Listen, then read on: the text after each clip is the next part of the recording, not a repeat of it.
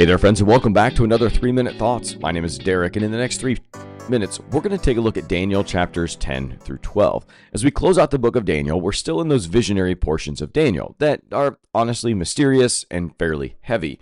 But in the middle of it, we find this hopeful nuance that peeks through the clouds. Daniel chapter 10 begins with Daniel receiving yet another vision in the 3rd year of Cyrus, king of Persia. Daniel had been fasting, praying, mourning for 3 weeks when suddenly he sees a glorious heavenly figure. His description is pretty breathtaking, to be honest. Clothed in linen, with a belt of gold, face like lightning, eyes like flaming torches, arms and legs gleaming like polished bronze, in a voice like a thunderous multitude. This heavenly messenger is so overwhelming that Daniel collapses in weakness.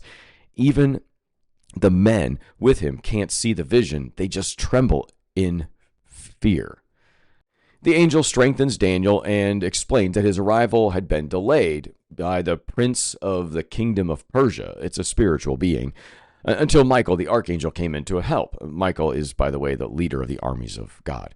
This is one of the most rare glimpses into the unseen spiritual warfare side of things that rages behind the scenes of human history.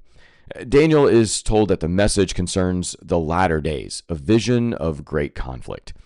Daniel chapter 11 unfolds like a sweeping panorama of history.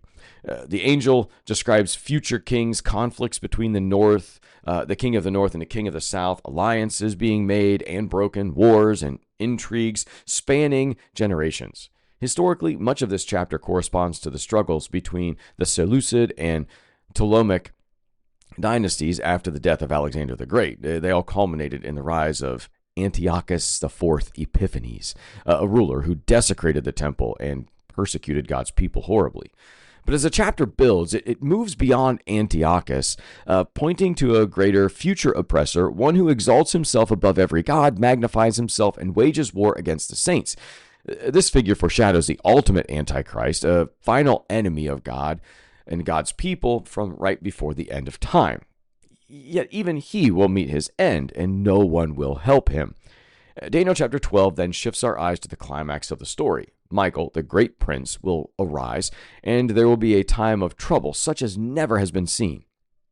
But here's the breathtaking promise.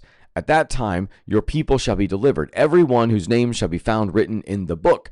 Many of those who sleep in the dust of the earth shall awake, some to everlasting life, and some to shame and everlasting contempt.